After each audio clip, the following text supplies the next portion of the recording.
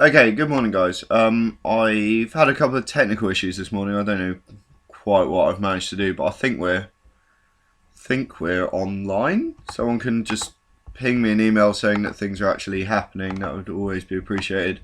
Although I think there might only be one of you online at the moment anyway. So hello to whichever of my students you are, or if you're not one of my students, good morning. Okay, so this morning we're gonna deal with History Boys to start with, and then after the break we'll go on to poetry. So it's going to be a bit of a whistle-stop tour through History Boys. I haven't particularly selected quotations to look at today. You'll notice that they're not on the virtual lesson quotations sheet. I can't remember why this is, but it's a hangover from last year. This is a text that most of you know the best anyway. So that is always a plus. As I've always said, if you're tuning into these live, then please put your email in your sort of questions to me, and I'll try and shape the lessons around that, so that you're getting a little bit of targeted teaching in the break. Okay, so History Boys set in the 1980s, but written in the 2000s, and that sort of general circular time structure of looking back while looking forwards is the hallmark of the play. Alan Bennett, exceptionally sort of famous playwright in Britain, probably Britain's foremost popular playwright, who's currently alive. Obviously, he's pretty old now, actually. He's been writing for television and the theatre for pretty much 40 years. Pretty longer than that, actually, 50 years. So he has been kicking around quite a long time. Most of his texts deal with the sort of normal, humdrum, mundane lives of people. His particularly famous things deal with people demonstrating their the intricacies of normal life through observation. So one of the best things you can do if you want to go further is either read one of his autobiographies, there's about 3 of them now, or his edited diaries, which kick around quite a lot, or you can go and watch Talking Heads, which was his BBC series that he did, which is also exceptional, which is a series of dramatic monologues about people's daily lives and their sort of stresses of their daily lives, and I think what we'd refer to as small tragedies. And this is a play that actually deals with this idea of small tragedy quite a lot. We see Posner as a character that is full of small tragedy. Hector is a character that's full of small tragedy. So it's about these sort of daily tragedies in people's lives. His film Lady in the Van, which came out probably about 3 years ago now, is autobiographical. And we see that Bennett, through the course of his life, has an autobiographical slant to most of the things he did. So most of his stuff is autobiographical, or at least pastiche autobiographical. So it combines elements of parts of his life into a lot of different things. There's now a fair few of you online. Can someone just ping me an email and say this is actually working? Because I'm getting like no visual on YouTube, but I am on my encoder, so I'm a little bit confused as to what's going on. My computer is incidentally not playing ball. I can't even see my videos, but that appears to be because Sky thinks that I am not suitable for children, and I'm some sort of threat. Which is ironic considering this play. Alan Bennett, a heavily autobiographical writer. He often addresses parts of his own life, the disappointments in his own life, things that he has been sort of dealt with as a young boy. So we know that he grew up with a sexuality that he couldn't deal with in the era in which he grew up. Oh, everything is working. Oh, look at you all. Hi. Khalid, you want the live chat turned on? Now, the live chat. I will enable it, but last year it was a total nightmare. So there you go. You can have the live chat on. There you go, Khalid. I don't know why there's not a great deal of you. Thank you to the rest of you that have just pinged in emails. And thank you to all of you that have joined me this morning as well.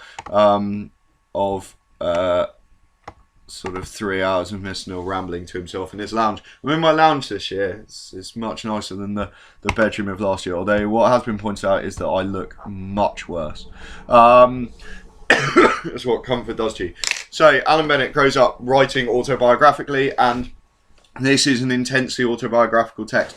We know that he struggled with his sexuality as a young man, partly because of the era he was growing up in. It just wasn't acceptable. An era which is incredibly similar to the era that Hector's growing up in. So we can already start to see these parodies also with Posner and growing up in sexuality. He also grew up as a grammar school boy in the north. So it wasn't that he was badly educated, but he certainly wasn't part of the public school elite that had that sort of auto ticket to the top of the sort of hierarchical educational chain. So what that means is that he was always struggling against the system, as it were. So he came up with a system himself. He said that he felt that he cheated in getting into Cambridge, and the only reason he went there was to follow a boy in his class that he was obsessed with, another boy that he was in love with, and he wanted to sort of follow him to Cambridge. That was the only reason he went, really, and he felt that was his only motivation. But he also felt like he cheated. He taught himself a system, and his system was one of trying to always grasp the wrong end of the stick, as he put it in interviews, which is painfully similar to what Irwin does. So Irwin is a reflection of sort of Bennett's own sort of internal monologue, that Bennett decided to teach himself a system to get into things, and Irwin teaches the boys a system to get into things. So we can already see that multiple of these characters are reflections of parts of Bennett, and this is why I say like pastiche autobiographical. It's not that this is the story of Bennett's own childhood and school days. What this is a story of him, is parts of that story taken to a sort of extreme element, and taken out of context, and that's why there's this dreamlike state through the course of this play, and characters falling in and out of time and not really being realistic. So it is a sort of surreal play in a way, and that starts with our sort of constant anachronisms. So Bennett, incredibly successful post school, but he always felt that he'd sort of cheated to get into university. He always felt that he was up against everything because he was northern, so he's the other side of the north-south divide. That he was also always fighting to get into places, and felt like he didn't really deserve the education he got, which is interesting because a lot of people would say that those people at public schools don't deserve the educations they get either. It is a case of being able to buy an education instead of deserving it, and therefore he sort of criticises a system that he criticised himself. So there's quite a strange circular motion there. So we'll go through the play from sort of top to bottom, and see where we get to as we go along. As I said, if you want me to focus on certain bits, certain characters, certain themes, then drop me an email and I'll try and do that. I've also apparently enabled the live chat, so you can ask me questions in there as well, and I'll focus on that instead. Okay, so Act 1. Act 1 is that often, the very first scene. Our very first scene is that often ignored scene of Irwin in a wheelchair. So this is clearly a prolepsis, because it refers to a point that is past the end of the play, as we understand the play. Now, what it does do is it sort of gives a gives an interesting interpretation of what this play is, because his opening monologue ends with the words "back to school," which sort of implies that Erwin is actually the narrator of this text, that it's his memories we're viewing, which is odd because at no point does he narrate the text, so he's always distanced, but it appears that it is Erwin's memories that we're dealing with. But his also in his first monologue, what he shows us is exactly what he's going to set up for the rest of the text. So he gives us an angle, and his angle is the loss of liberty is the price we pay for freedom type thing. He says that, and what he's saying here is that he's part of a sort of MP's panel, a sort of power behind the throne type character, and he is telling the MPs that what they have to do is, in order to gain extra power, they have to convince the public that it's in their best interest, which is painfully relevant to the time in which Bennett is writing this play. He's writing this play at the sort of criminal justice bill era, when people would be sold safety off the basis of a lack of liberty, a lack of freedom. So that's a little reference to the contemporary period in which Bennett is writing the text. We also have that strangely prophetic idea that Erwin is in a wheelchair, and so he cannot. The next time he appears, he will walk on stage, whereas this first time, this out of time future jump text is prolepsis. He's in the wheelchair, so we get this sense of foreboding through the entirety of the text. Remember, you need to talk about structure, particularly with this text. So that's a really nice structural point, to be able to say that this text begins with Erwin introducing us going back to school, also introducing his angle, and also introducing his fate, which is that he will become disabled by the motorbike accident. If the motorbike accident is a surprise to you at this point, then you are doing a lot of things wrong. And then the next section is, of course, our little French bit as well. Now, this is another sort of oft forgotten text. So what we get is the two bits at the start where we see the characters in a sort of naturalesque setting, but it's slightly surreal. So we get Erwin in his wheelchair delivering a monologue about an angle, and then we get Hector being undressed by the boys and sort of taken out of his protective clothing, almost as if we are, apologies, going back into his core. We're sort of going back through his history, and we're going to go back through his history to find what happened. There's a sense of a detective story here. We see the crime and then we go back and understand why.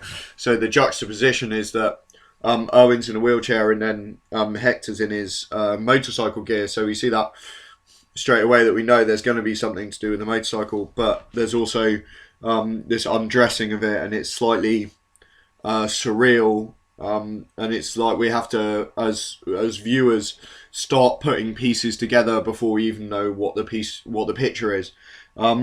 And then we have our Hector, Hector's first lesson for us. Now, interestingly, this should be Hector's last lesson, because these boys have left school. Please remember this. These boys have actually left school and then they've come back only to prepare for the Oxbridge exams. So this is how things used to happen, is you used to get your exams, and if you did well, you went and did the standard entry for Oxford and Cambridge, or you applied to different universities and went off, and you normally had this halcyon summer of not really doing anything. That's not quite how it works now, but his entire focus here is the fact that A-levels don't really mean anything, and this shows to us the pedagogical stance of Hector from the very start. Is that his entire focus is that his entire stance is that it is learning that is more important than achieving grades. James, Yes, I'll try and put them on that virtual lessons document at some point. It's just one of those things that's been in the back of my mind that I need to do, but I will eventually do it. Not during the live stream, so you have to sort of pay attention. So this is page 4 that we're on, and page 5 is that Hector uses his your cheats visa line, which is absolutely critical and is really memorable as well. If you can use that, your cheats visa, that is a useful quotation and very memorable. So cheats visa is obviously a metaphor, and it also is all about the idea that your CV or your A-levels actually say nothing about you. They are just an access route. Just like a CV, all it does is just tell you nothing. We also are introduced to the idea of Posner as being Hector's sort of classroom assistant in a way. He says he keeps giving the definitions of things. Euphemism, substitution of mild or vague or roundabout expression for a harsh or direct one. And then Hector's comment, and this is page 5, useless knowledge. Our idea of useless knowledge. That Hector actually fetishizes the fact that his lessons have no point to them. There is no end result to them. They are just about learning things. Okay. Now we know that we will have a huge amounts of references to other texts. And it does surprise me how often you guys don't mention the fact that this text references other writers. It seems odd because you all have this knowledge, this sort of accessible knowledge of other writers, but you just seem to not mention it. And this is started very early on with Hausmann. Hausmann was northern. He was sad, to sort of point it at a better word, and he also had affairs with his students, and that again is a sense of, there's a sense of like prolepsis, there's a sense of prophetic nature of that, the mention of Hausmann that early on sort of emphasizes the fact that we know something is slightly unusual in this relationship. And then over the next couple of pages, Hector is more than happy to... Hector references Othello, he references the Bible as well, with his bread eaten in secret, and then Posner and Timms play out a bit of King Lear. So over those sort of 3 pages there, from 5 through to 7, what we get is a constant reference to other writers.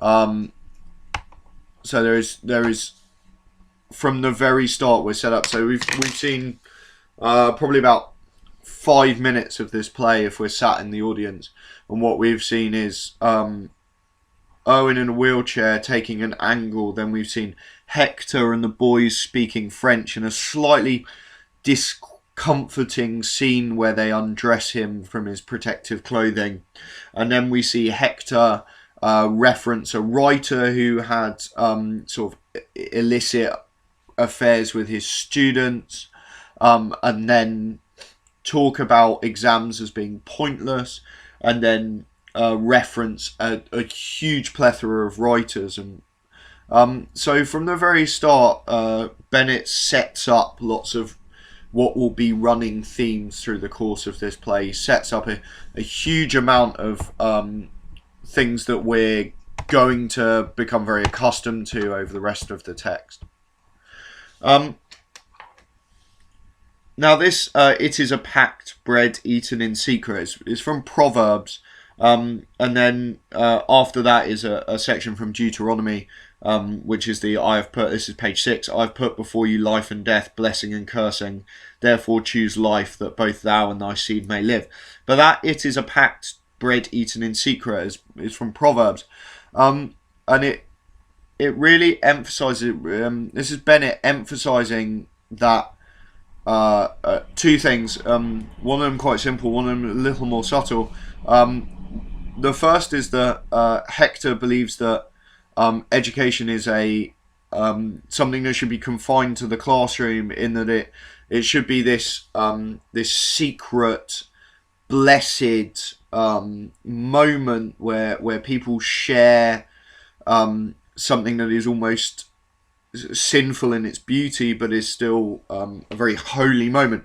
So he makes this reference again, actually, and he makes a reference to the sort of sanctity of education later on. But it's the moment where he says that education in itself is an erotic act, at the end of Act 1. And we see that Hector has, Bennett presents us a Hector that has a slightly jilted attitude, a slightly off-centre attitude towards what education actually is. And Hector has this idea that it's all about this sort of beautiful moment where the passing on of knowledge is a secret, wonderful, confined moment. And this gives him sort of carte blanche to do what he wants, and that actually the relationship between him and his students is part of that, as he seems to see it.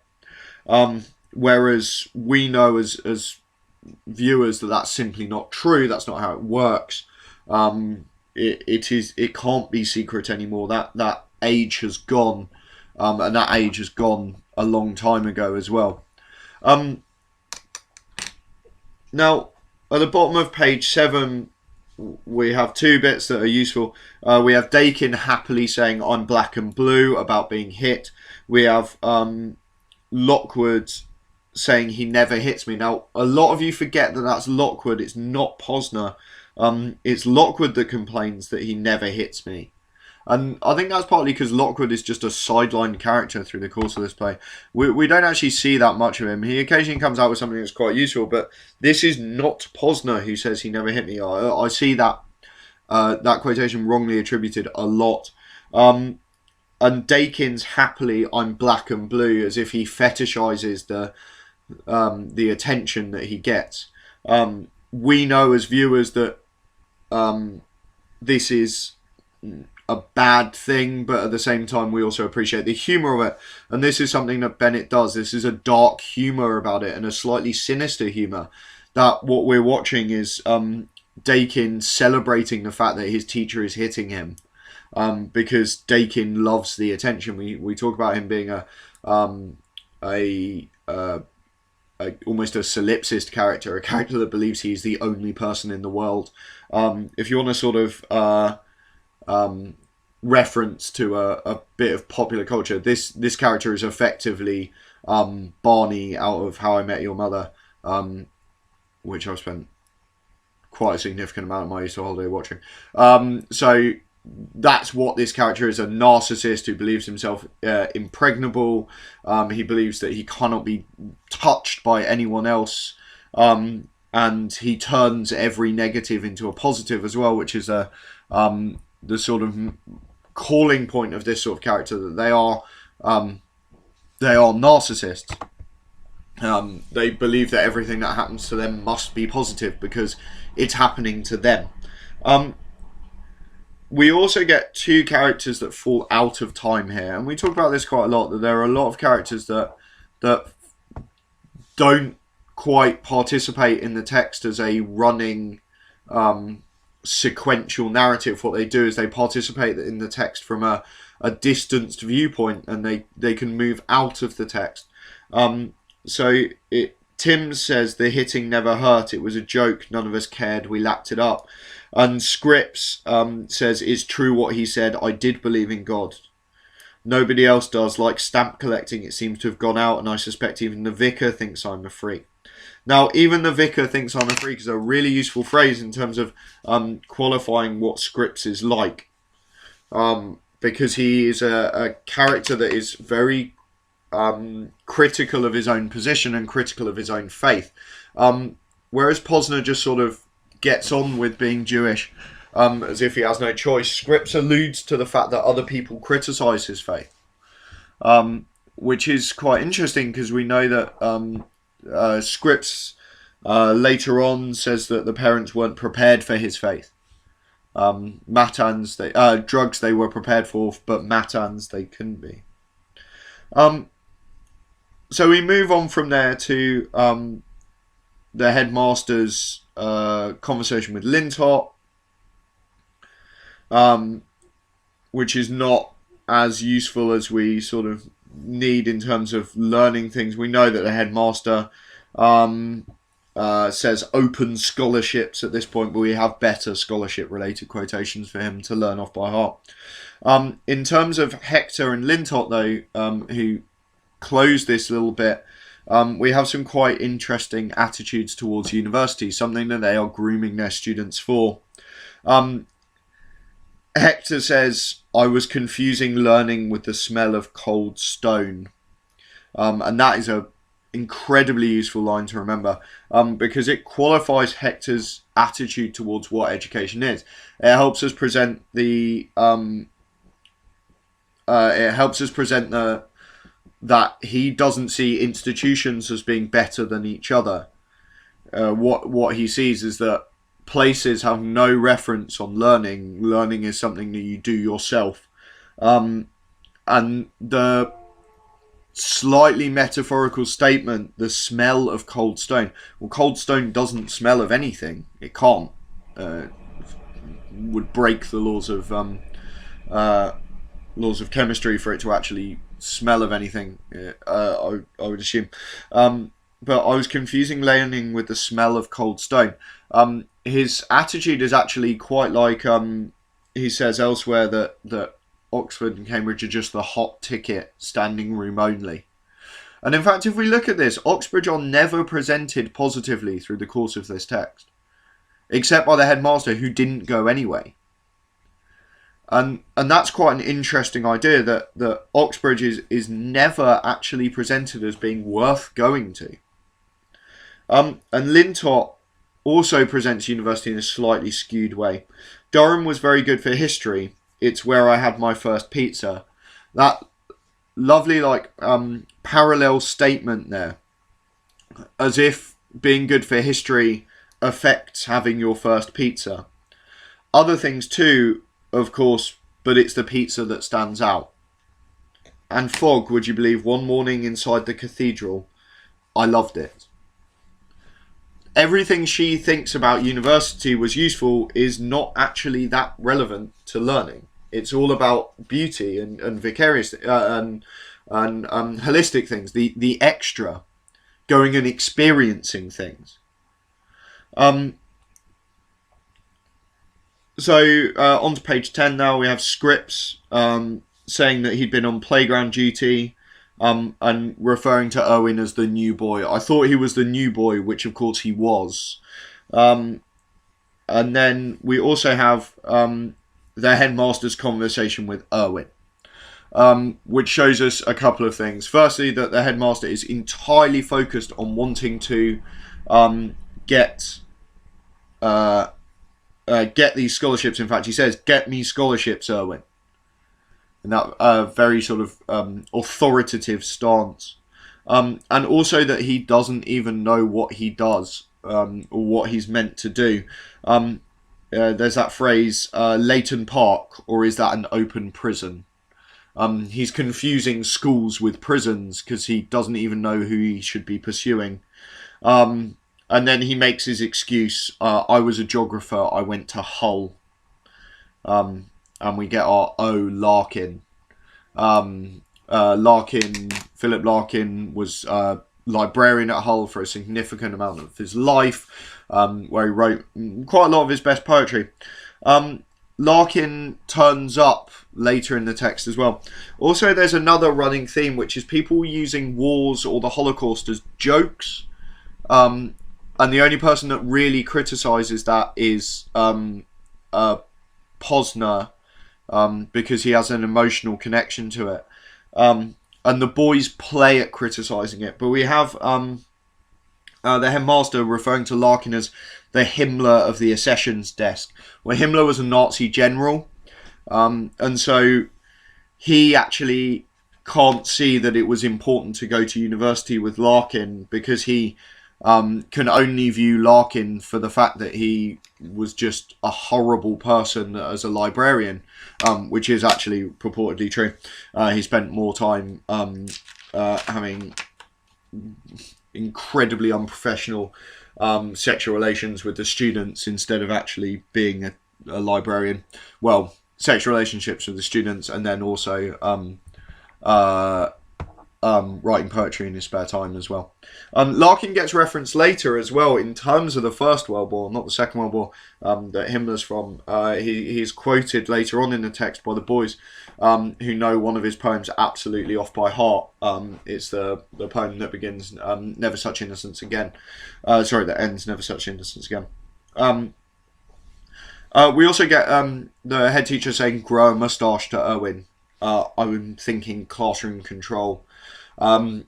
His reference to, which is 12, his reference to the idea of teachers having to separate themselves from the students, demonstrate their age in order to actually have any authority over them, instead of just being their friend, which gives that lovely juxtaposed image of the fact that Hector has been talking about bread eaten in secret as if he is one of their friends, whereas the headmaster seems to place a good deal of importance on teachers separating themselves. So this is a move forward, very much a move forward in educational sort of dictum, that classroom control as an idiom as well is something that is now coming into education. This idea of how do you control your classroom, and this the idea of pedagogy as well.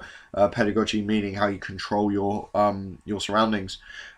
So this is anachronistic in a way, because the headmaster is demonstrating all these values that are going to be seen in the late 90s and in the early 2000s when this play's being written, as opposed to when this play's being set. So the headmaster sort of reaches forward through time and demonstrates to us the start of this movement in education. So Bennett uses these anachronistic viewpoints to give us an idea of where this started. How did this actually begin as a movement in education? We then have our French scene, which we don't really need much of,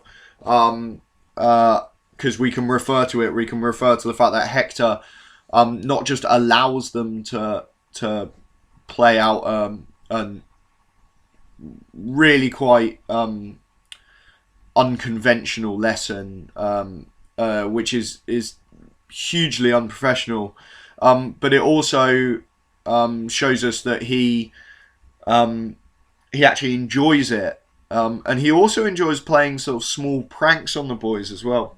At the entrance of the head teacher, what we can see is that Bennett presents us a Hector that allows the boys to suffer for a little bit before he helps them out. So that moment is used by Bennett to present Hector as a very childish character, who actually lets the boys think they're going to be in trouble. And then we have the headmaster totally breaking any sort of idea of professionalism by just ending that little scene by swearing and just going, fuck. Instead of actually being able to broadcast any type of thing. It also shows Hector's power over the head teacher, that the headmaster can't do anything about it. And we see that arc finished by Bennett when the headmaster says that he's glad that he fondled the boys' balls. So we see that arc of the entrenched teacher, the teacher that no one can do anything about because they can't be touched. They've been there too long and they never do anything definitely wrong. It's just they're not meant to be in education anymore. Hector shouldn't be in education anymore. He belongs to an age that's long before this. And we also see through 17 to 18 the sort of through 17, sorry, the attitude from the boys towards the other boys. That Posner says, "I'd go, I'm never asked." Sort of this reference to his youth, or his perceived youth. Juxtaposed next to this, so we have this French lesson that is very playful, that is incredibly unprofessional, and that doesn't really achieve anything in terms of education. If we were to sit in this lesson as Ofsted inspectors, firstly, we'd raise a major safeguarding case. But secondly, we'd sit there and we'd go, have the boys learnt anything aside from the words commentaire, which Irwin comes in and teaches them anyway. And now we see the other side of that. What we see is Irwin's lesson, which is begins with distributing work, marked work. So there's a huge juxtaposition between that, with one lesson that is playful and sort of is a way for the boys to show off things they know, and on the other hand we have Irwin deriding them for things they don't know and haven't done, things that actually aren't their fault. When he says that the boys haven't been to Rome and Venice and they'll be up against people that have, he derides them for things that they can't change, because he is a realist. He recognizes that the world is not for them, or this world is not for them. His attitude is that the system is the system and it can't be changed except by manipulating the system. That actually the boys can't compete on the same level as the public school boys, because they don't have access to the same things that they have. And this is a big social criticism from Bennett. And I think we look at this play a little bit too much sometimes as Bennett being Hector or Bennett being Posner. But actually, if we look at Irwin does the one thing that we know Bennett definitely did, which is Bennett took the angle and then went with it. So Irwin actually embodies this huge level of what Bennett was like as a student, which is Bennett was incredibly focused on finding the angle, because he knew he couldn't beat students in this system playing in the same way as them. We also see the boys now changing their way. They're incredibly sensible, and there's a really good Dakin quotation, which I think we miss quite often, but it's really useful. It's, do you mind not throwing the books? They tend to fall apart. And what this shows is that Dakin loves to become the opposite of things in order to challenge them. We know that in Hector's lesson, where we're meant to be learning French in quite a nice, sort of comfortable, playful way, he makes it serious and adult by making them discuss a brothel. Whereas in Irwin's lesson, he derides the playfulness. He criticizes it. He says, and this is 18, "I know tradition requires it of the eccentric schoolmaster, but do you mind not throwing the books? They tend to fall apart." And what we have is boys that want to challenge things at all times. And we see them wind up. They keep using the honorific sir in order to not be criticised for things. These are clever boys playing. Akhtar and Tim's talking about mindsets, which is another anachronism, because that's not going to come in for a good 10 years into education. And then they like to play around the phrase, play around what is racism. Lockwood saying, "That's not racist though, sir. It's race related, but it's not racist." The idea that they are telling Irwin why Irwin can't tell them off. They operate like a sort of pack of animals around him. And he tries to challenge them, but he doesn't appreciate what being a teenage boy is. In fact, through a lot of this play, Erwin is always the most naive, the most sort of childish in his attitude. He doesn't appear like a very worldly character. From his sort of lying to impress people through to his sort of inspirational speeches will solve the problem. He's always presented as being quite naive.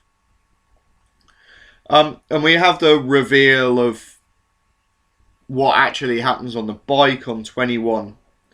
And Scripps uses the little abbreviation as per, the idiomatic abbreviation. After Dakin asks him what happened with Hector on the bike. As per, except I managed to get my bag down. I think he thought he'd got me going. In fact, it was my Tudor Economic Documents, Volume 2. Is the as per that's so useful here, because the idiom implies that things happen regularly. This is not an isolated instance of abuse. This is a systemic one. That this happens all the time. Which means that what we're seeing here is a sort of in medias res story. In medias res meaning in the middle of things.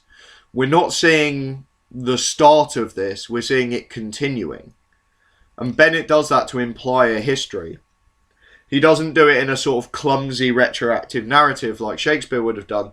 What he does is he presents it in the subtleties like he does in things like Talking Heads. What he presents to us are the little things to show us the big things. And we have another really badly attributed quotation here, which is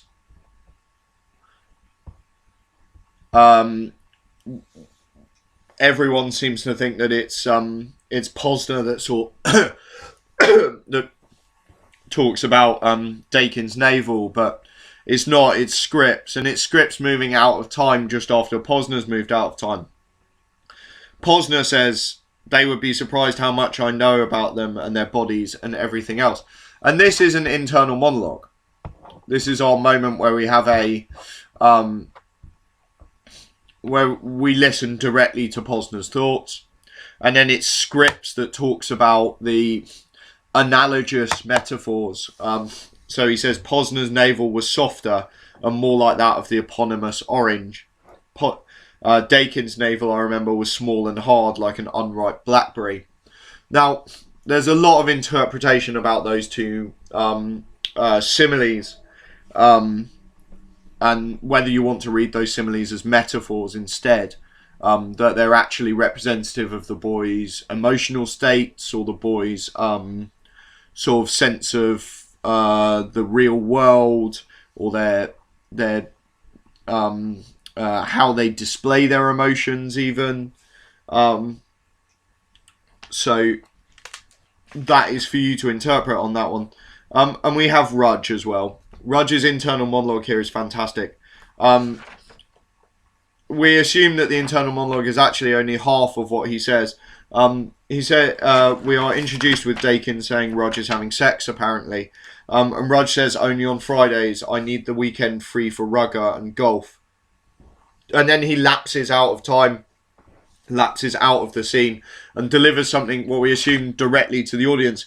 Nobody thinks I have a hope in this exam. Fuck 'em. And what this does is it frames the later events with Rudge. Is because what it gives us is a sense that we know that Rudge is doing things that no one else knows. Firstly, we're introduced with the word apparently, but actually we're given Rudge absolutely definitely doing this. He's doing things that people don't necessarily know or aren't necessarily aware of. Okay, on 22 we also have Dakin's a good-looking boy, though somehow sad, from Hector. Hector's idea that people have to be saved. The next couple of scenes are the next few pages through to 27 are useful as a framing for the next bit. So the frame is that the boys heavily criticise Erwin's attitude towards the war, which is that they criticise any idea that the First World War can be explained in a way. That can be explained away. They say art wins in the end. You can't explain away the poetry, sir. And then they quote Larkin.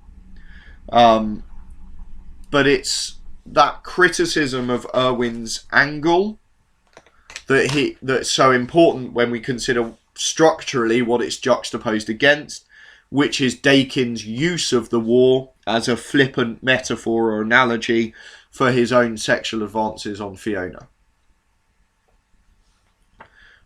So he uses his Fiona's my Western Front, she's my Western Front line on page 28, just after criticising Irwin for doing this. He is a massive hypocrite here, but not only that, he shows that he will use anything if it means that he can talk about sex. He doesn't just want to do things. For Dakin, the action is less important than being able to brag about the action.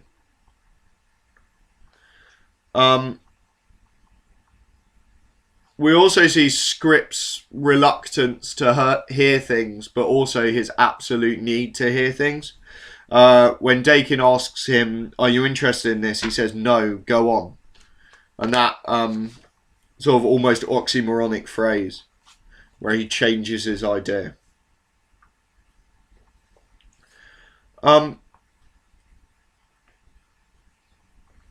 We get Hector talking about knocking on doors through this section, which is quite interesting in terms of the fact that he has a locked door and no one knocks on the door of his classroom.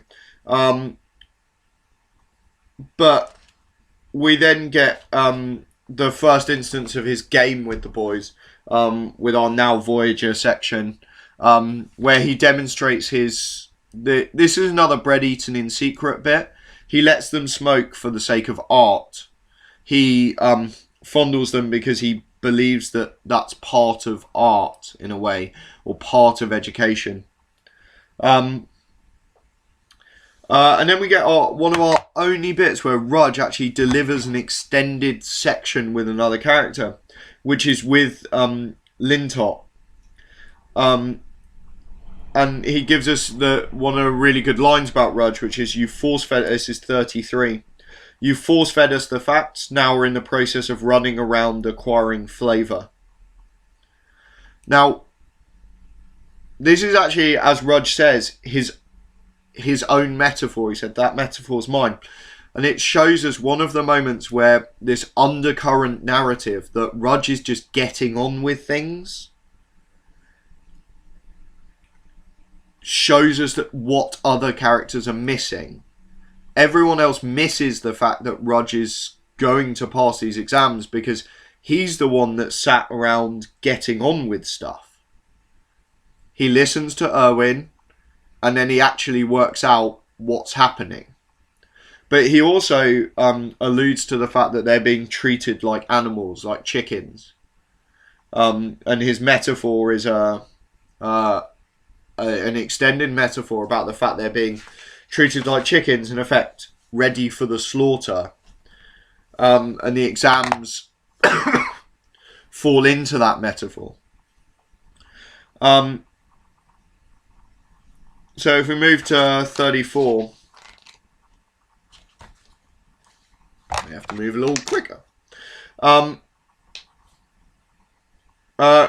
If we move to 34, we get our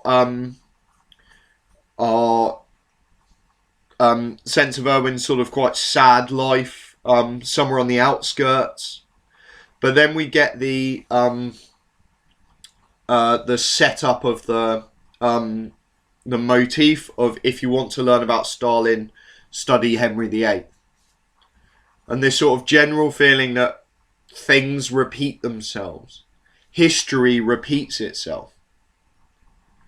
Everything goes round and round and round. And we get our prolepsis of Scripps as well. Scripps coming out of time to tell us what's going to happen in the future of the narrative. When Irwin became well known as a historian, it was for finding his way to the wrong end of seesaws.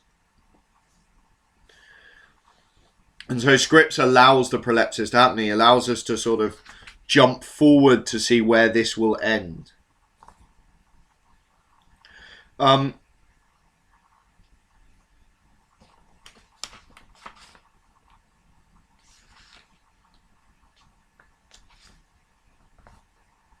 Now, what we get is an interesting point structurally, where on 40, Erwin actually wins the game without noticing it. So we've had Hector playing the game with now Voyager, and Erwin gets it right on brief encounter. He says, God knows why you've learnt brief encounter. And then he says, but I think you ought to know this lesson has been a complete waste of time. This is quite interesting because Bennett's given us the fact that Erwin can become Hector. He said he's let him win the game, and then he's also inadvertently referenced what Hector says about his own lessons. What Erwin's done here is accidentally had a lesson where they talk about poetry. Then they play the game, which Erwin wins, and then he calls his lesson a waste of time, something which is exactly what Hector describes his lessons as anyway. So what we have is the insinuation that Erwin is becoming Hector, that he is capable of becoming Hector. And from a structural point of view, this places us not that far away from the break, with the chance for Erwin to sort of become the teacher that Hector is. And that's done through these motifs, these reflections of language from what Hector has already said. On 41 and 42, we have our shared scene between Lintot and Erwin and Posner, where Erwin has his memory of this scene overlaid against what he tells Lintot. And the important thing is that he leaves things out. He stops before he stops before telling Lintot everything. And what he doesn't tell her is himself trying to find out more about Hector's lessons. And we also have the very early insinuation that Scripps gives us the insinuation that Dakin that Erwin is obsessed with Dakin. Posner did not say it, but since he seldom took his eyes off Dakin, he knew that Erwin looked at him occasionally too, and he wanted him to say so. Basically, he just wanted company. On 44. So we have that early thing. So what we have Bennett do consistently through this play structurally is introduce small ideas that will have big consequences. In this point, it's just the case that Dakin and Posner's recognised that Erwin keeps looking at Dakin. That's all he's done. But what that gives us is something that's going to happen at the end of the play. And so he does little things that tell us big things. Even the very start, structurally, the fact that he's in a wheelchair insinuates that he's going to be in the accident. It's a small visual moment or a small auditory moment that indicates something large later. So he works through this prophecy, through these prophetic elements, or through like absolute prolepsis.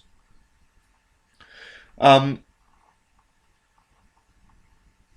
this point, Dakin and Scripps talk about religion, and Dakin uses the lovely litote, "You don't not wank," which is a sort of rhetorical question as well, because he then answers it with something totally different. So he uses a litotical rhetorical question, "You don't not wank," this sort of absolute outrage at Scripps denying himself something that Dakin sees as a part of life in essence. And there's another little phrase buried on page 45 that's quite useful. They reckon you have to love God because God loves you. Why? Posner loves you, but it doesn't mean you have to love Posner. It's the idea of the open secret. That everyone knows Posner's in love with Dakin. But at the same time, he doesn't have to be obliged to do anything. And that parallelism with God as well. He says God's just a case of unrequited love. We have our Hector being sort of appalled by the use of the word gobbet here on 48, that he has the idea of the sanctity of knowledge, that knowledge should always be treated as if it's important and beautiful and perfect. And now we reach the end of the first half. And structurally, this happens in two sections. What happens is we have our scene with the headmaster and Hector, and then we have the scene with Hector and Posner and Dakin. And there's a huge parallel between them, partly because of the rise and fall of Hector here. Hector is more than happy to defend himself to the headmaster. He's more than happy to say to the headmaster that he's not wrong in this. He says nothing happened, which is a clear lie as well. And he reveals and Bennett reveals Hector's quite strange relationship with his wife as well, saying, when the headmaster asks, are you going to tell her? And Hector says, I don't know. I'm not sure she'd be interested. And Hector does something, says something which we can probably read as being possibly an admission by Bennett of how he feels as well. He says, what women know or don't know has always been a mystery to me. And that may well be quite a candid moment of Bennett speaking through Hector. We know that Bennett's sexuality was a bit of a struggle for him, and we can read this as possibly being him sort of failing to understand women. That's an interpretation, obviously. Hector also quotes from Housman's last poems, which were his last poems before he died. To think that 2 and 2 are 4, and never 5 or 3. The heart of man has long been sore, and long 'tis like to be. It's page 52. So there's a fatalism of this. Hector started quoting people's last works, and then he's about to quote the very last poem that the very last line of a play as well. And the headmaster also is incredibly hypocritical when he says fuck the Renaissance, because earlier in the play he's been asking for he says think Renaissance man when he talks about what he wants his students to become. He doesn't want his students to become Renaissance man. He wants his students to become his idea of a watered down Renaissance man. And then we have our very candid scene between Hector and Posner. And this is another case of Bennett using small things to show big things. Firstly, we have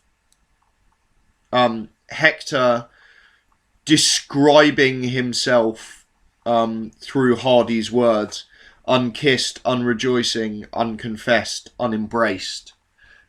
We can definitely read this as being Hector using Hardy's words to talk about his own life.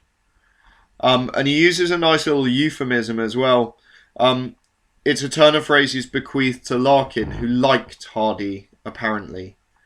And that liked, I think, is incredibly euphemistic. And then at the end, we have the little thing, the stage direction.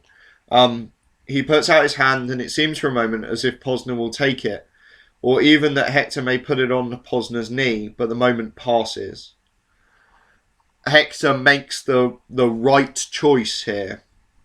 And he actually then makes the right choice again when he says, no, today I go a different way. When Dakin offers himself up to go on the bite. And then his closing line of the first half, and structurally incredibly important. The words of Mercury are harsh after the songs of Apollo, you that way, we this way. In that he alludes to the fact that the light-hearted comedy has come to an end, and now they go into the seriousness of the play. This is a Love's Labour's Lost quotation from Shakespeare, it's page 57.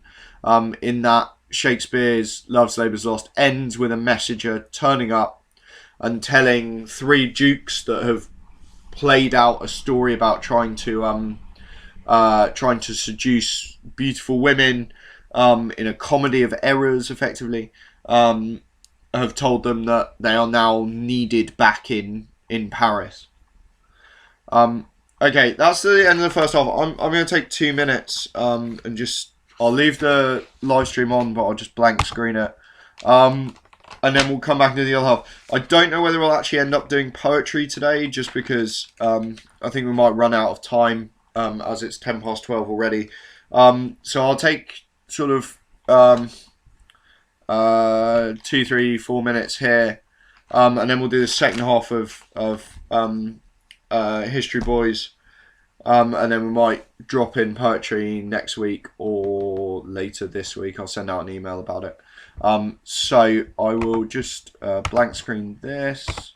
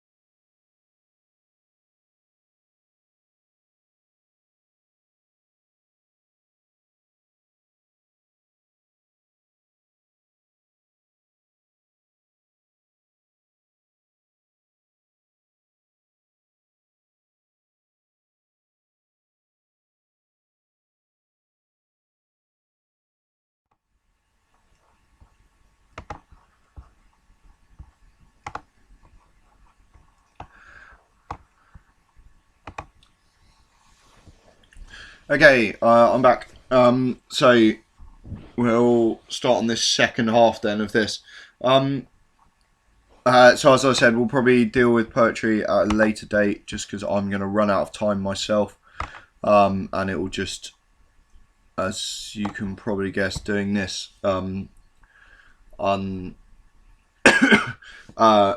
like non-stop for what will end up being about 4 hours is just unbelievably difficult. These things are pretty tough to do just talking at a screen anyway. So Act 2 opens with our sort of, again, a sort of jump scene to a proleptic scene. I don't know whether you've noticed, but all these proleptic scenes, they're not actually going... the Irwin ones, they're going back in time sequentially. So the first one we see is significantly past this one. So it's as if the two timelines, the sequential Boys at School timeline and then the proleptic Irwin timelines, are actually converging, which does beg the question: is this story about Irwin? Not really anyone else. Is a sort of an interesting interpretation, is whether this is more about Irwin than any other character. So it begins with the motif of, if you want to learn about Stalin, study Henry VIII. So we see that he hasn't really changed that much as a person. He's still trotting out the same things. In his first one, he was talking about an angle. In this one, he's talking about history, coming at it from a different perspective. So there's not really anything he's doing that's in any way different. In fact, and this is a really nice line that I think gets missed quite a lot. The director says, sounding a tad schoolmasterly, as a criticism. So he actually still sounds like he's at school. And in our first prolepsis of him, he also references school. So one interpretation of this is Irwin's play, and he's trying to sort of work out internally where he came from, what's caused him to be like he is. So that's quite... that is an interpretation of this. The question of who is the main character in this play, I think, is regularly contested and is up for interpretation. Whether it's actually important or not is a wider question. His extended monologue and his sort of diatribe is can be summed up with we exhibit as humanity the discarded refuse of the past, and by extension we are the refuse of the past, we are the past's excrement, which is interesting considering how this play works as it digs into the past consistently and then shows us the future. So is this possibly Bennett using Irwin to say that Irwin himself is just a piece left over from the past? I think that is worth having a little look at as well. Yourself.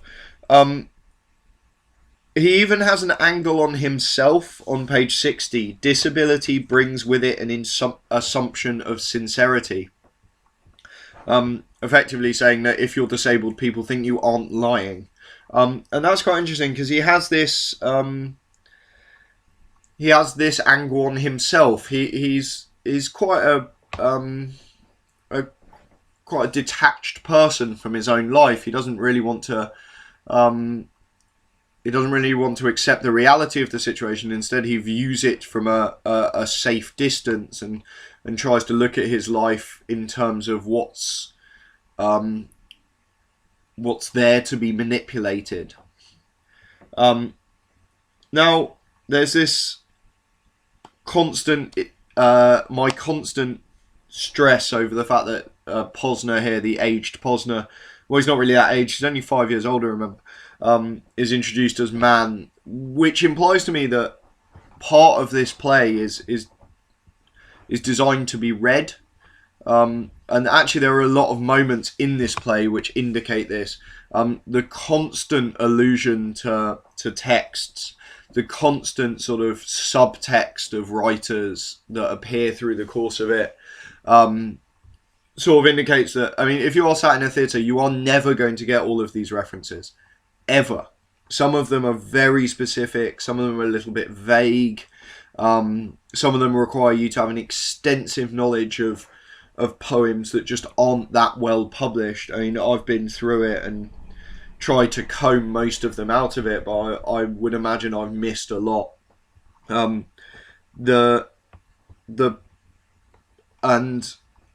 in that process of combing these things out contextually, you gain so much more on the narrative of the play.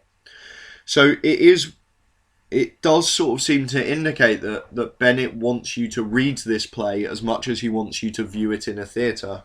And this is one of those points, because there's no reason to introduce him as man, because we don't see stage directions in the theatre and we don't see these lines. And that's quite that's worth commenting on at some points, I think. But you need to synthesize it into something that makes it relevant. So the man who is our old Posner says, all the effort went into getting there, and then I had nothing left. I thought I got somewhere, then I found I had to go on. Now, that's Bennett telling us that Hector was right. And that's Bennett sort of revealing to us that Hector was absolutely correct in terms of what he was saying. That actually, and Owen as well, Owen saying, you know, go to Bristol and be happy, is one of those times when he could, he's actually correct, and we're showing this. So we're constantly showing endpoints as well as starting points in these overlap texts. And we also have Posner's manipulative nature, and that actually what he wants to know is whether he was right himself. Although because if he's being told that he doesn't want to know whether he is right, he wants to know that he is right. For Posner, he actually needs to be told that something happened between Owen and Dakin. Not just for the sake of his article, but for the sake of his own closure. He needs to feel wronged, and that's what Bennett's presenting us here. A character that needs this. There's another embedded irony in here when Owen says there is no story. Of course there is a story. That's what we're watching. We are watching the story of this non-story. And that's really important for us, because we're actually, we know there is a story as a viewer, and Owen's saying there isn't. So we also know that Owen always has a slant on stuff, so we're stuck in this limbo of who to believe. Posner thinks something happened, so we almost want to believe Posner because we pity the character, because we're made to pity the character.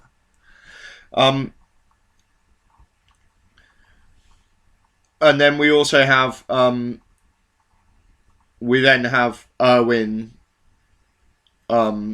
giving his sort of diatribe. We also have Posner once again using the honorific of Sir. He once again is sort of giving us. He's talking to Owen in exactly the same way he talked to him at school, which shows us as a viewer that he hasn't left school. He can't leave school. He's stuck there psychologically. He can't get away from it at all.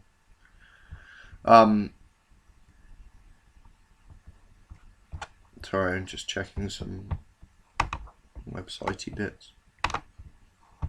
This is working at the moment, isn't it? Someone want to ping me a live chatty thing. Khalid, I quite like that point actually from ages ago that you put down. If you're still here. Oh, it's slightly laggy. Okay, ugh, that's my crappy internet. I don't know what I can do about that, really, unless anyone has a particular suggestion.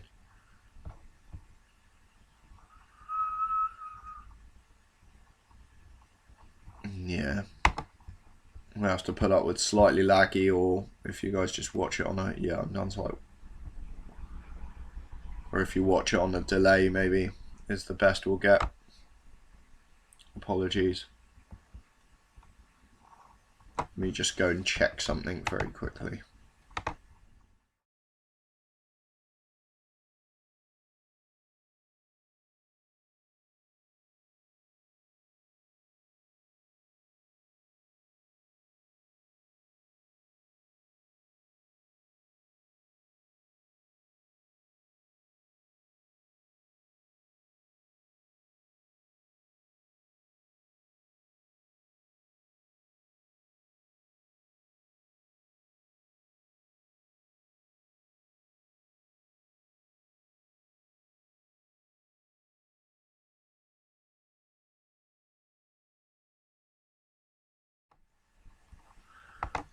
Okay, back.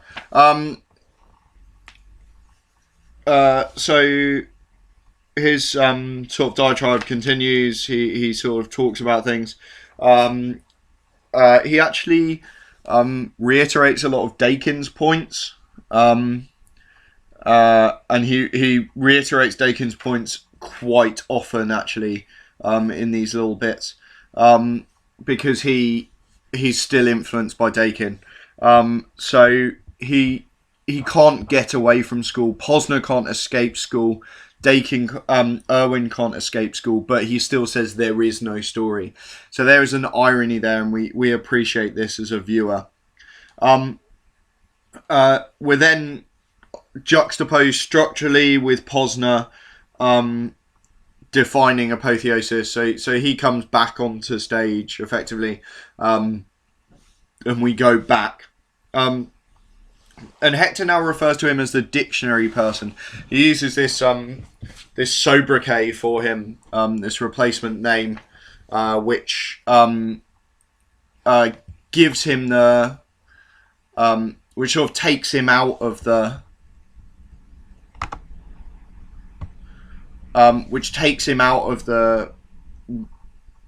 position of Hector's favourite.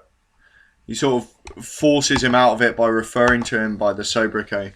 And this identifies that people are moving away from Hector. And we have our forced lesson where Hector...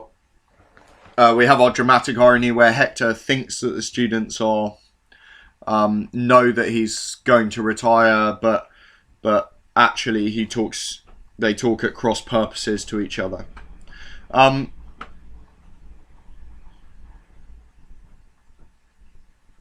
Akhtar makes a comment that is potentially a play on homosexuality.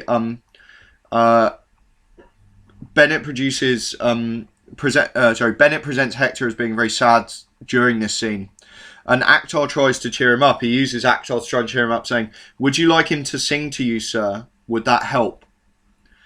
And there's an idea of this open secret again. The boys know that Hector is the boys know that Hector actually enjoys this, and so Akhtar tries to encourage him to partake in the things in which he sort of relishes, which he enjoys. So that gives a sense of the boys knowing exactly the things that Hector enjoys, but they also don't realise the gravitas of it. They perhaps don't realise that their agreeing for lifts home puts Hector's job at risk as well. So they are complicit in Hector's downfall as well. It's almost a mark of infamy that they are part of his abuse to them. They're complicit in it, and they allow him to break the rules as well. And in some ways they take advantage of them for their own sort of selfish and silly gain, in a sense. The fact that they can sort of applauds the amount he's been hit, or and turns it into a tacit competition for them. And then when he actually needs comforting, they don't. Hector says, what made me piss my life away in this godforsaken place? There's nothing of me left. And we get this idea of the erosion of Hector. Hector is losing a sense of himself because the things he loves are being taken away from him. And this is the sort of last stretch. And what we see is also the erosion of the education system through Hector as a living metaphor for it. So Hector acts as a education system based on effectively knowledge for knowledge's sake, and he's finally losing his place in the world, and Erwin is replacing him. And we come to the crossroads of their shared lessons now, because Hector has lost his ability to hold on to any time, because the context of the world has changed. The context of the world has changed, and the things that were perceived as being not acceptable but not unacceptable have now been lost to them. What we also have is an incredibly long stage direction, and it's Posner that reaches forward and actually tries to comfort Hector, and the others don't. Script says that he was the nearest and he didn't, and I ought to have been the one to reach out and touch him, but I just watched. Dakin did nothing either. Neither of us did. This idea that Scripps and Dakin are now so far away from them, regardless of their geography, that they can't be of any use to him anyway. And we talk about place quite a lot with this text, that actually it's built on closed classrooms, and it's built on closed classrooms and places, intermediate places between things. And Hector operates in these places that aren't viewable, that don't exist. So the motorbike and the motorbike, the locked classroom. The locked classroom is a non-place to his wife, and the motorbike is a non-place to the headmaster. Places where the rules aren't necessarily enforceable or relevant. And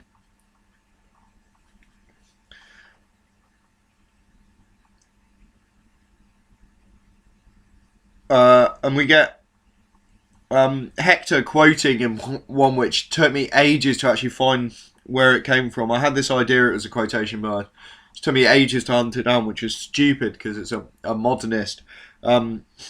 66, the top of 66. I don't know what all that was about, I'm sure. Nothing is here for tears, nothing to wail. I am an old man in a dry season, enough. And at first I thought it was multiple quotations, and I should have got the clue that if you think it's from multiple sources and it doesn't look like it is, then it must be modernism. It's T.S. Eliot's Gironditien.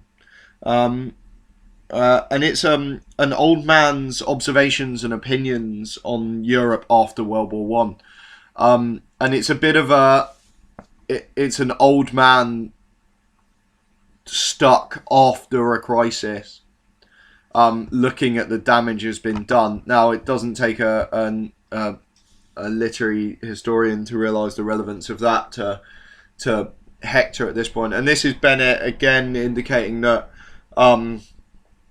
That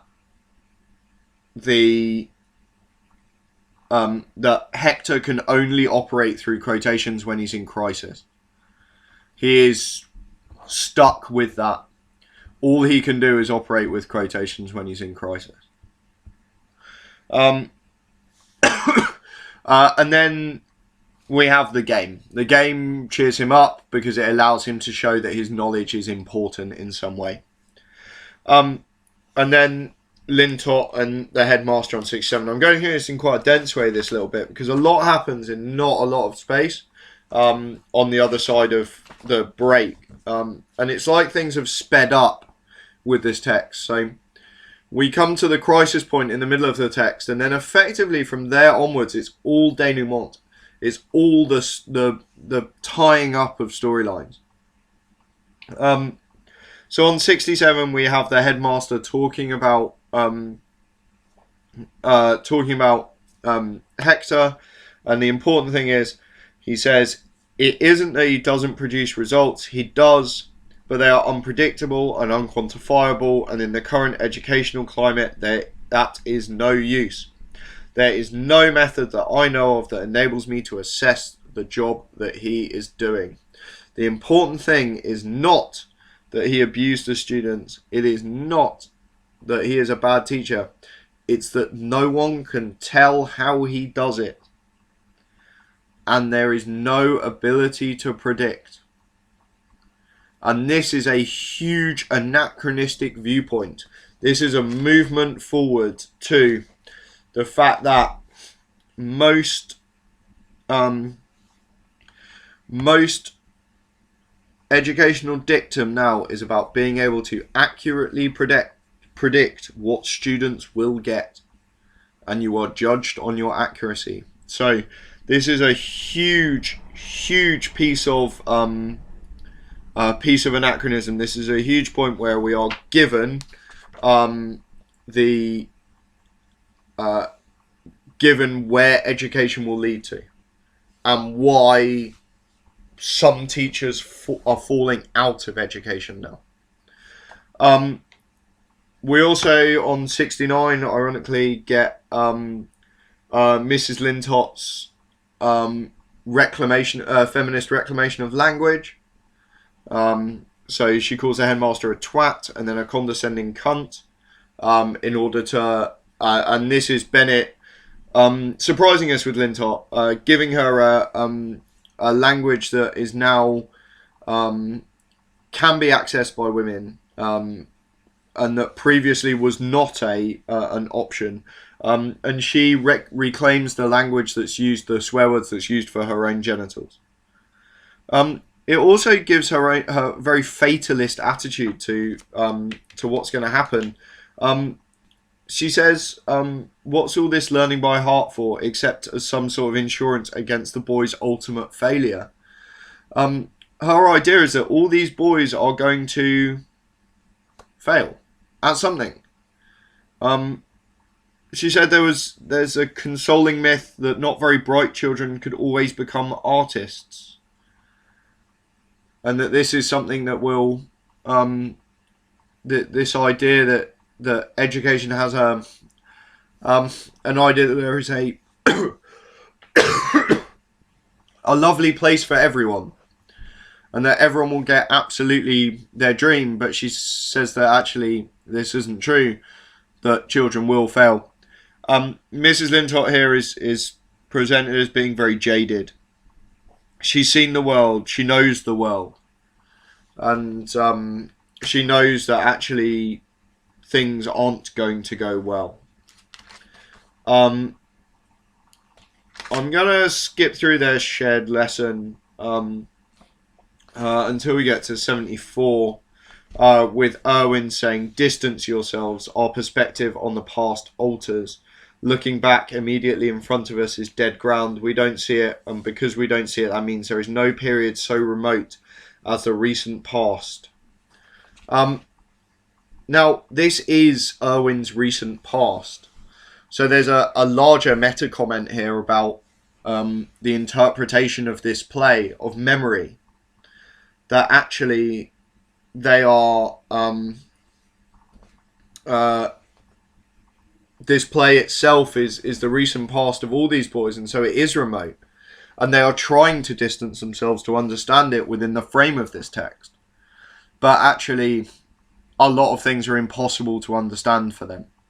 They can't truly understand it because it is too far behind. The French here from Rudge, "Tu comprendre, c'est tu pardonner," is if you can understand, you can forgive, which we see consistently through this text. People trying to understand things in order to let them go, regardless of what that is. And we get some little language references as well. Um,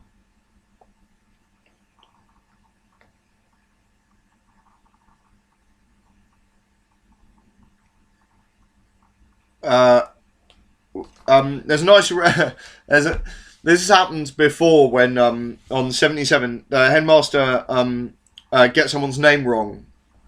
He says earlier in the text, in the French scene, Dakin, isn't it? He On 77 he says Posner, Benjamin, is it? Posner's name isn't Benjamin. We know that from earlier in this text where he's referred to as David by Erwin and himself actually. He's not called Benjamin. He's got that wrong, and then he's actually really racist against Jewish people. Well, racist or race related. There's a question there. He also refers to Posner's father as, I suspect, elderly. He reads into this issue of Posner's parents complaining about them teaching the Holocaust as in ways in which he doesn't actually focus on the point of this. He focuses on the complaint, and it's an interesting thing. And his sort of casual racism and stereotyping is worth looking at with the headmaster. Jewish boys often are, a role though nowadays that is more and more being taken over by the Asian boys. Intelligence to some degree the fruit of discrimination. He says that the more discriminated against you are, the cleverer you get. Which is sort of, at first, completely wrong. And then secondly, just this casual stereotyping of people.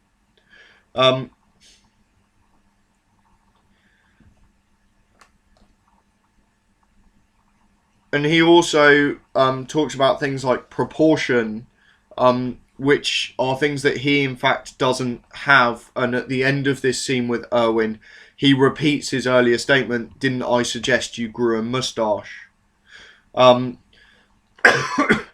Again, his sort of need for pedagogy as a character.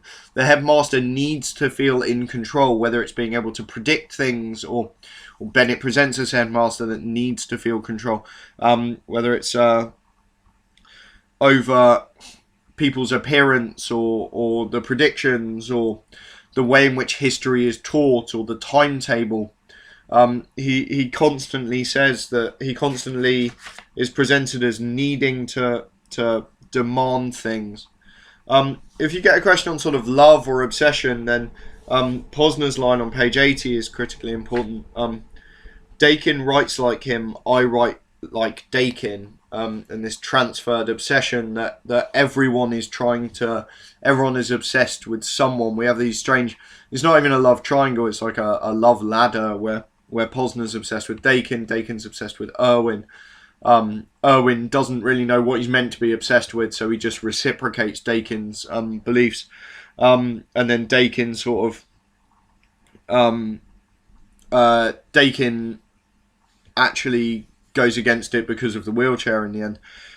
Once again showing his sort of strange sense of narcissism, that he can only accept a perfection, which is possibly why he can't accept Posner, because he feels Posner is broken and underdeveloped and not a real man yet. Now, Posner raises an interesting question on page 81. He says, aren't you afraid it's all going to be over too soon? And Dakin's answer, what sex? And Posner says, I mean, what have you got to look forward to? Now, Posner's statement there we can read in as not just being about sex, but also being about childhood, about being school. Posner is intrinsically terrified of leaving school. And because school for him is safe and comfortable, and although he's in love with someone that shows not the slightest inclination towards him, it's a static situation. Posner seems afraid of change. He doesn't want things to change. He's quite happy with how they are. In fact, he says, "Who says I want it to pass?" He doesn't even want his obsession with Dakin to go away, even though he describes it as the pain. Hector presents a Posner that wants to stay static, and he does. He actually achieves that. In some ways, although Posner has periodic breakdowns and he's in some way the saddest character at the end of the text, he's also, in a lot of ways, the only one that gets what he wants, because he effectively just stays at school. He keeps sort of looking at their... He keeps looking at the lives of his friends, and he still lives in their lives, even though they don't notice it. We have our interview scene here, where we get our versions of history from various people. So we have Lintot's very, very famous one. History is a commentary on the various and continuing incapabilities of men. What is history? History is women following behind with the bucket, which I think you all know as well, which is incredibly useful. And then Rudge, how do I define history? It's just one fucking thing after another. Rudge's realistic attitude towards the world. So that is 85. And we'll move through. And we have Dakin's attempted seduction of Erwin, where he sort of tries his usual moves, and tries to get Erwin to say exactly what he wants, but Erwin demonstrates that he's actually more intellectual than Dakin. So Hector presents us a Dakin that at this point cannot succeed because he doesn't know enough to do it. He says, Erwin says, some do make moves, I suppose, others react to events. In 1939, Hitler made a move on Poland. Dakin says, gave in, and simultaneously Erwin said, defended itself. Which is a bit of light-hearted humour at this point, when we see that there is a sort of clumsy metaphorical way of talking. Dakin is trying to recycle his analogy, or Bennett's presenting us as Dakin recycling his analogy about Fiona, but at the same time Erwin is resisting this narrative. So Bennett constantly recycles these very stereotypical conflict analogies for seduction, but Erwin resists them. And it shows that Erwin is at this crossroads, and we see he actually, with the metaphor of crossroads is used anyway in this section. That we have this metaphorical crossroads for Erwin, and Bennett presents as a character that is on the cusp of doing something wrong and becoming Hector. And that's really important, is that if we take what I said earlier, that this is actually about Erwin more than it's about any other character, then what we have is a leading up to the point where Erwin makes a choice, or has a choice made for him. And he says, moments when history rattles over the points. Dakin gives us this this sort of diatribe about history being about Halifax and the quality of his teeth, which isn't. Is it terribly important? Yes, because it alludes to it's Bennett recycling narratives again. It's recycling these ideas of if things are only slightly different, then they have a huge effect on the lives of people. So if Halifax has had better teeth, we might have lost the war, is the quotation on 90. and Dakin saying it's a good game as if history is a game, but actually history is everything. We have this idea that history is the recent history is the most distant place. So we constantly get this recycled narrative that it's all about small choices, and the small choice is whether Irwin goes on the motorbike. And so there is this element of a what-if story. I talked about this narrative as being almost a detective narrative from the start. We know that Irwin ends up in a wheelchair. How does he end up in a wheelchair? We don't know. We're about to be shown the narrative of this. And as the narrative streams converge, the present is coming back. The future is coming back to the present, and the present is catching up to the recent past is catching up to the present. We know we're approaching this crisis point as the play begins to fall towards its end.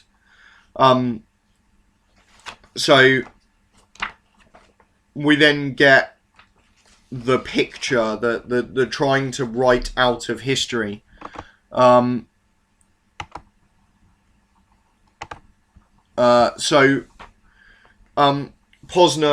at 91. So this is when the boys come on stage. They all sit there. They are arranged for a photograph. Posner says, "I'd just like to graduate to a chair." And Posner is then moved into a chair, and Rogers moved down because Rogers looked down upon by everyone. What we have here is a really nice moment where Bennett uses stage directions to show us physically what people think of each character. So Posner is moved up to a chair. He does this in his sort of internal monologue, and then he is moved. And Rogers moved back down again because no one thinks Rogers capable of anything. Now that chair is a sort of analogy for adulthood. We're shown that all Posner really wants is to be an adult. But Rogers actually quite happy being on the ground. He's quite happy being there because no one's staring directly at him, as it were. No one's everyone's just letting him go, and he's doing things that they don't notice. And then what we have is Hector being taken out of the photograph, and this is the idea of the controlling nature of history. If Hector is taken out of the photograph, then he was no longer there because all the evidence says he wasn't. And it's only Lintott that recognises that Hector has to be there, and so he although Bennett presents as the headmaster trying to effectively write Hector out of history and therefore not belonging to this group anymore. And this is about belonging, that Posner only wants to belong as an adult. He wants a chair. He wants to feel like he's part of the group. Rudge doesn't really care. He's quite happy. And the headmaster tries to manipulate who belongs, who is part of this, by trying to write Hector out of history. The quotation at the end of this, magnificently unprepared for the long littleness of life, is Francis Cornford, poem called Youth. But it was written for Rupert Brooke after Rupert Brooke had died. So it's about death and about how short life is, and about how small events are important because there's not much more than small events. So Hector, this is a small event, and it's also the last scene before Hector dies, pretty much. There's always a tiny bit. There's just a tiny bit before the accident, but what we have is Hector's Hector identifying that even small events have profound effects.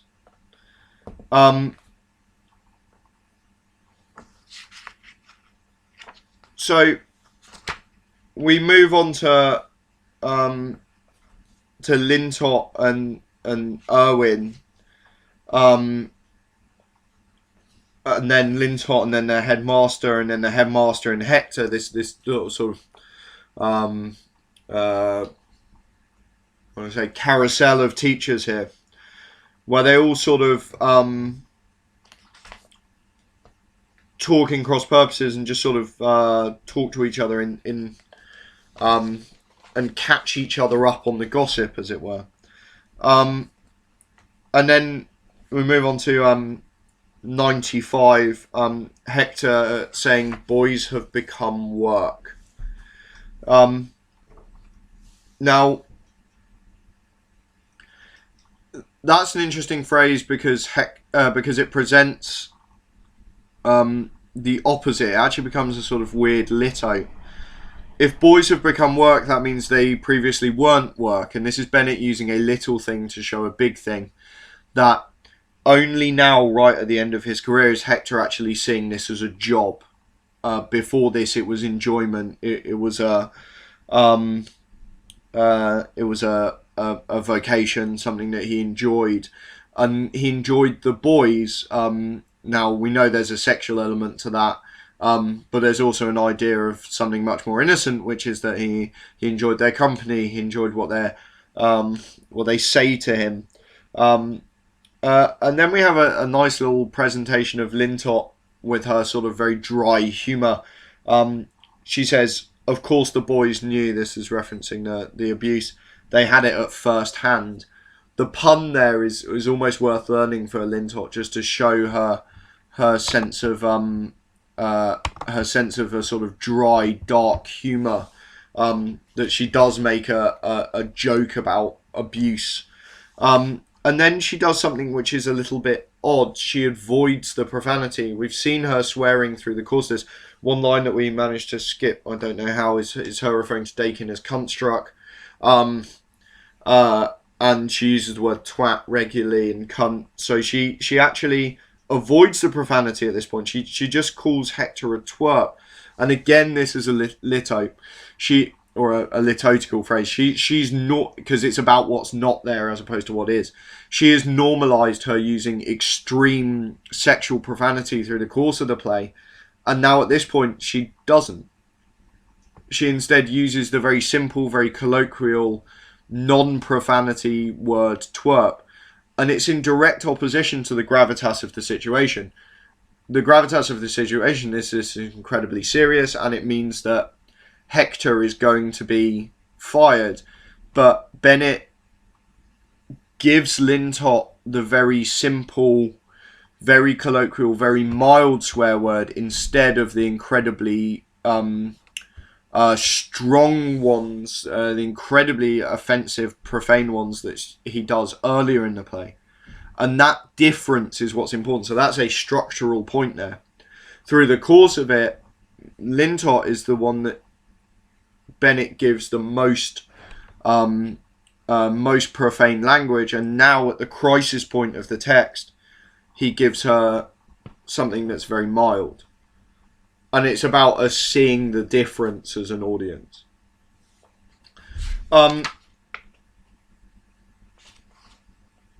Then we get our victory point, and then we get Rudge. So, on 97, now we've talked about this a number of times in a number of different ways in terms of what is Rudge actually saying here and what is Rudge not saying here. What he doesn't say is that he is actually related to Rudge, to this character. What he says is, "So I said he was my dad." Now, does that mean he was his dad? Possibly. Does that mean he wasn't his dad? Possibly not. Does this mean this is a fictional text? Yes. So they're not real people anyway. So it doesn't really matter. It's all about interpretation. So did he just get the absolute angle, which is he saw an opportunity? He does begin with, "Someone in your family went to Christchurch. My dad, before he got married, he was a college servant there." But he says, "in a manner of speaking." So I think you can read this either way. But the safest way is to just say that Rudge gets the ultimate angle because he is related to someone there, but no one thought whether it would be relevant. No one actually thought to ask to anyone whether they were related, because the assumption through the entire text is these are northern grammar school boys. They are not related to people at Oxford and Cambridge. What it also does is identifies the change in the policy of Oxbridge during the 1980s, which is that they were starting to be criticised for being elitist, as opposed to just being recognised as elitist. They were starting to be actually criticised for being elitist. And so they were trying to change what they were doing. And this was one of the ways they were changing. They were changing the demographic of their students. And so things like this were happening. They were making sure that people who were from less economically secure backgrounds, people that were far more unconventional in terms of their background and their sort of provenance towards Oxbridge, were getting in. And this was really important. And we're being shown that this was a thing that was definitely happening. And Rudge gets in not just because of that, though, because the bit that we often skip here is, I did all the other stuff like Stalin was a sweetie and Wilfred Owen was a wuss. He gets in exactly in the way he says he's going to get in, though. Just what the college rugger team needed. He is getting in because he is what they want. They want someone to play rugby, and they want someone from a slightly different background, and that's why he gets in. And they accept him for who he is. We then and we haven't got much left now actually. We then get Dakin asking out Irwin, and also Irwin defending Hector. Dakin says Hector's a joke on 101. Irwin says no, he isn't. He isn't. And this is Bennett presenting us an Irwin that recognises how close he is to becoming Hector, and how easy it is for Irwin to become Hector. That actually it's not as far away as perhaps Irwin would have liked to have thought at the start of this text, were he a real person. But we are given by Bennett this breakdown of the trust relationship between teacher and student, and this breakdown of that professional relationship. And Irwin at this point recognises that actually he's really quite close to it. And Dakin becomes this appallingly cliched person. Bennett presents us as Dakin, who is out of his comfort zone and who resorts to tired cliches. The stage direction where he points at Irwin's heart is a torrid cliche. And I think it's Bennett presenting us a Dakin that actually doesn't know how to do this. He doesn't know how to try and seduce someone that's not interested in him. And he Dakin also uses idioms quite a lot and euphemisms. I'm just kicking the tires on this one.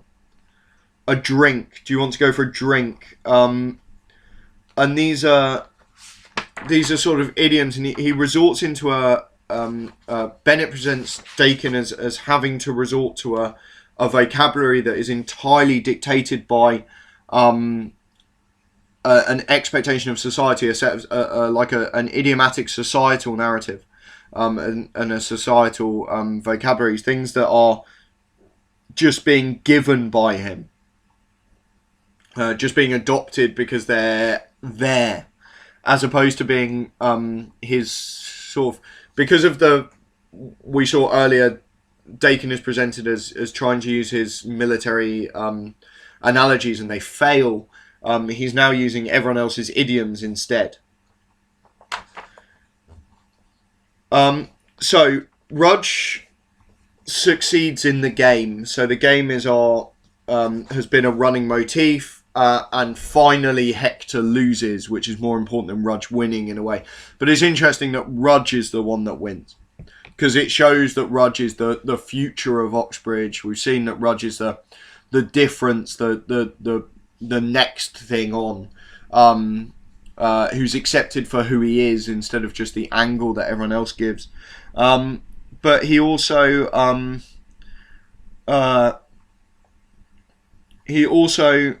wins at the game by recognising what Hector can't do.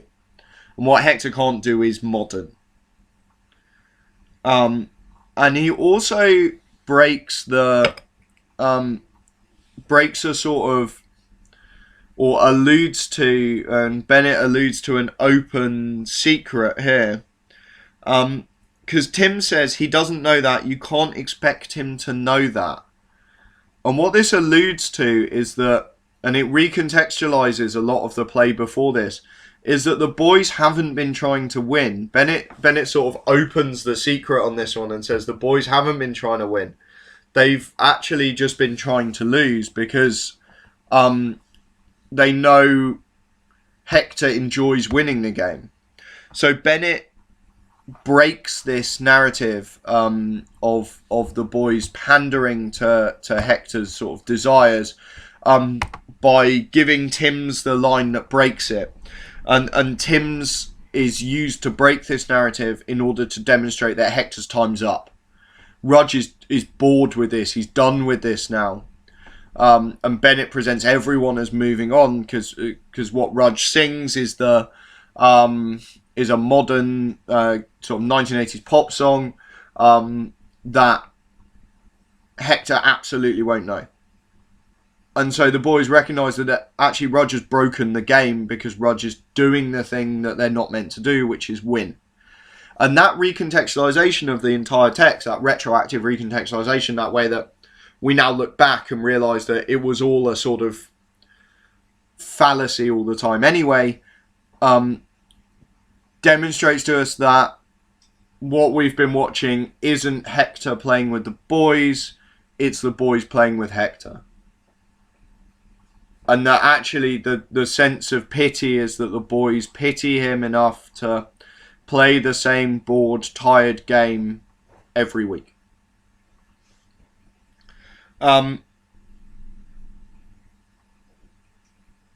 So the boy, Hector dies off screen, well, off stage. Erwin is damaged, and Scripps utters a really useful line, which is someone dies at school and you remember it all your life. Now, there's a sense of belonging with that as well, in that someone dies at school and everyone is affected by that. And so all those boys are drawn together in their sort of shared grief. And there is a bit of truth in this.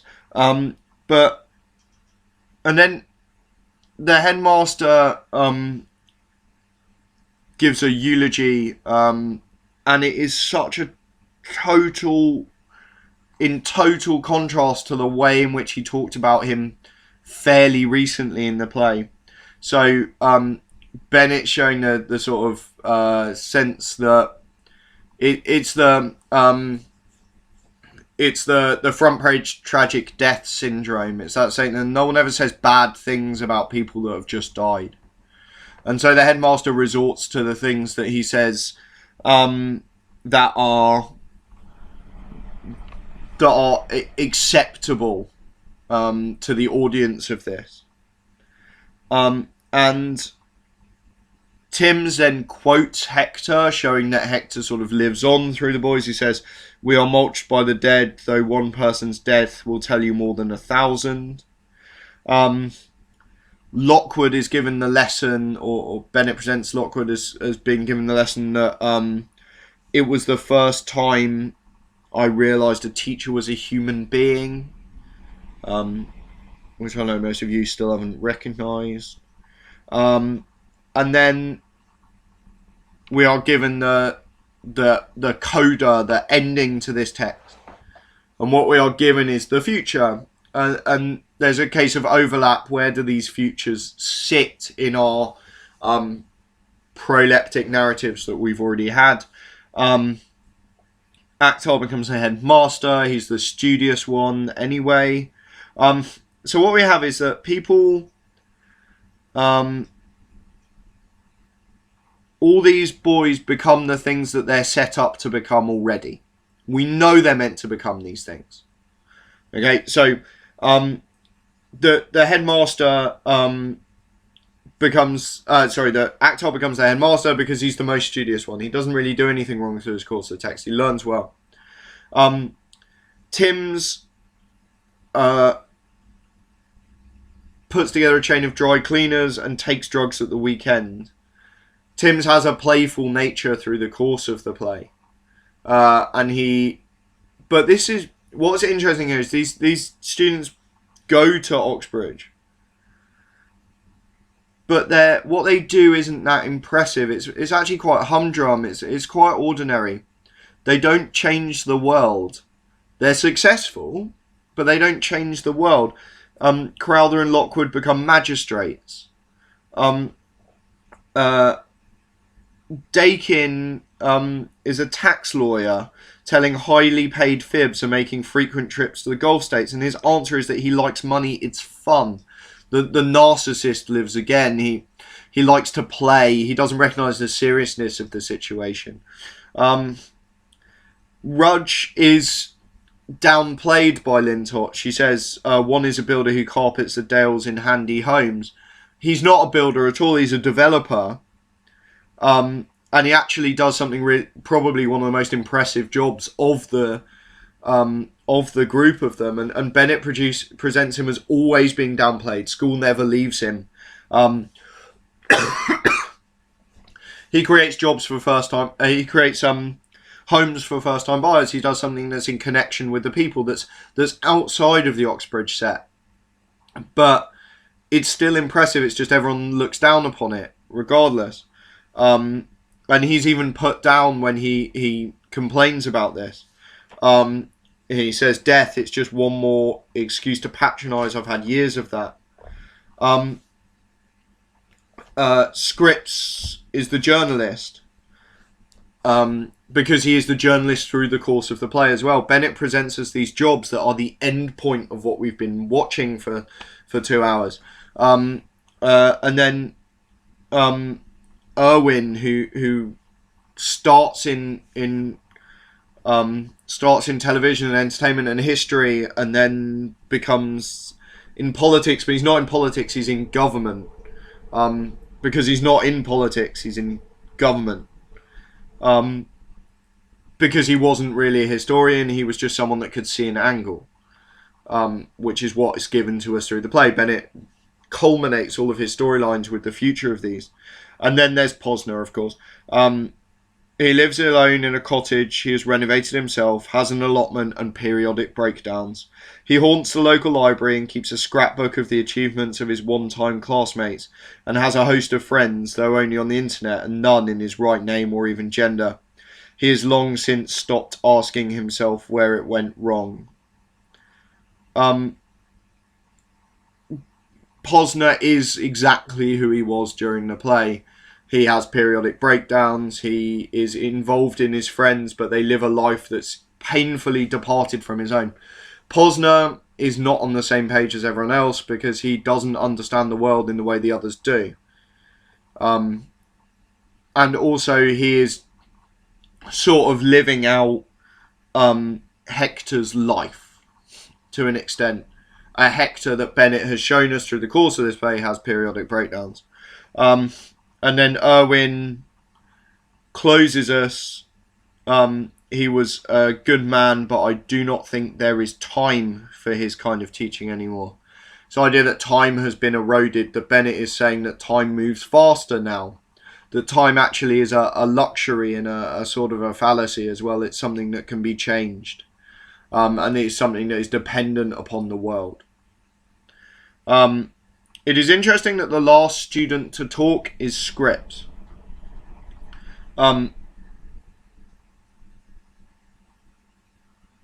And he fulfills his role as a journalist, having the last word out of the students. I mean, Hector should naturally have the last word because we believe this play is about him, but I think those last three characters to speak, Erwin, followed by Scripps, followed by Hector, shows us that this play is about those three. Because even Posner doesn't get to talk in this last chunk. He is only talked about.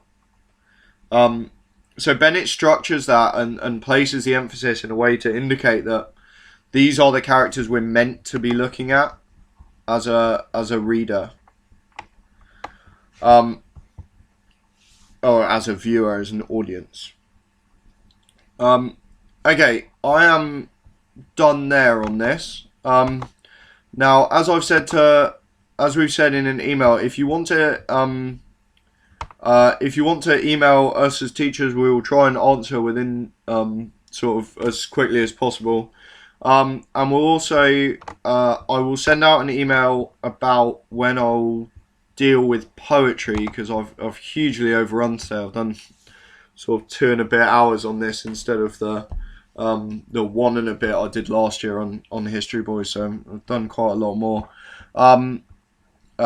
So I'll ping out an email as to when I'll do poetry. I need to look at my sort of schedule for the next couple of weeks and see when I want to do it.